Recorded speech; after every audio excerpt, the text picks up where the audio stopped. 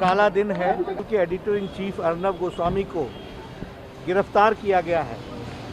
वह बताता है कि कांग्रेस की मानसिकता और महाराष्ट्र सरकार की मानसिकता किस तरीके से प्रजातंत्र का गला घोटने पर उतारू है और आमदा है।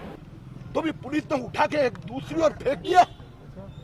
मैं इस प्रकार के ठाकरे सरकार की पुलिस की जो गुंडागिरी है उसका निषेध करता हूं। दूसरा पुलिस स्टेशन, तीसरा पुलिस स्टेशन ये इमरजेंसी की याद दिलाती है। यहाँ कानून का राज है महाराष्ट्र में,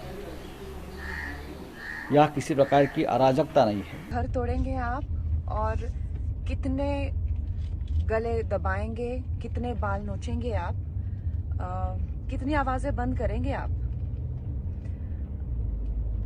सोनिया सेना कितने मुंह बंद करेंगे आप। अब पेंगुइन लगते हैं तो पेंगुइन कहेंगे, क्यों गुस्सा आता है? पप्पू सेना कहते हैं। अब पापा के पप्पू जैसा काम करेंगे तो पप्पू सेना तो कहेंगे। सोनिया सेना कहते गुस्सा आता है क्या? तो हो तुम सोनिया सेना। तो नई पीढ़ी ने जिस आपातकाल का जिक्र किताबों में पढ़ा था, जिस इमरजेंसी का जिक्र कर बार बार उसे ब्लैक डे के रूप में याद किया, आज महाराष्ट्र पुलिस उसे दोहराकर तस्वीरों के जरिए ये समझा दिया कि देखिए और समझ लीजिए कि वर्दी की गुंडागर्दी क्या होती है। जी हां, गुंडागर्दी हम नहीं तो रिपब्लिक टीवी के प्रधान संपादक अर्नब गोस्वामी तो यही कह रहे हैं। मुझे उद्धव ठाकरे कुछ नहीं कर सकते, उद्धव ठाकरे और परमवीर कुछ नहीं कर सकते। जनता जीतेगी, मुझे जितना मारे।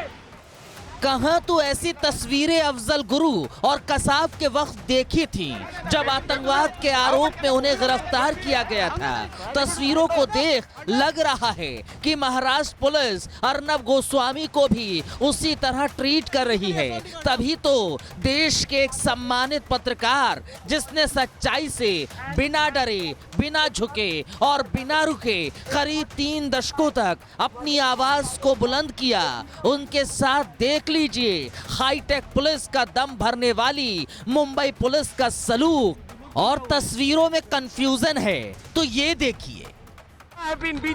मुझे मारा गया, मुझ पुलिस ने मुझे मारा। जनता जीतेगी, जनता जीतेगी, एक जनता जीतेगी। हम लड़ेंगे। मुझे उद्धव ठाकरे कुछ नहीं कर सकते, उद्धव ठाकरे और परमवीर कुछ नहीं कर सकते। जनता जीतेगी, मुझे जितना मारे। हैरानी तो इसलिए है क्योंकि अर्नब गोस्वामी की गिरफ्तारी जिस केस में हुई है वो साल 2018 में ही बंद हो गया। दरअसल इंटीरियर डिजाइनर अन्वय नाइक और उसकी मां ने आत्महत्या कर ली थी। उस केस में अर्नब पर महज आरोप था कि उन्होंने उनके 5 करोड़ 40 लाख रुपए का भुगतान नहीं किया, इसलिए उन्हें आत्महत्या का कदम उठाना पड़ा। रिपब्लिक टीवी ने आरोपों को खारिज कर दिया था। सबूतों के अभाव में केस बंद हो गया था। अब करीब 2 साल के बाद मुंबई पुलिस को याद आया है कि एक केस ये भी है।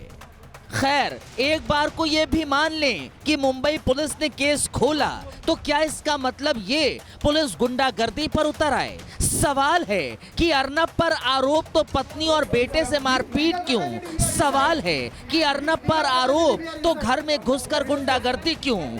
सवाल है कि आखिर अर्नब पर आरोप तो बाकी पत्रकारों को पत्रकारिता करने से क्यों रोका जा रहा है? इन सवालों के जवाब महाराष्ट्र पुलिस को देने हैं। परमवीर कुछ नहीं कर सकते, जनता जीतेगी, मुझे जितना मारे।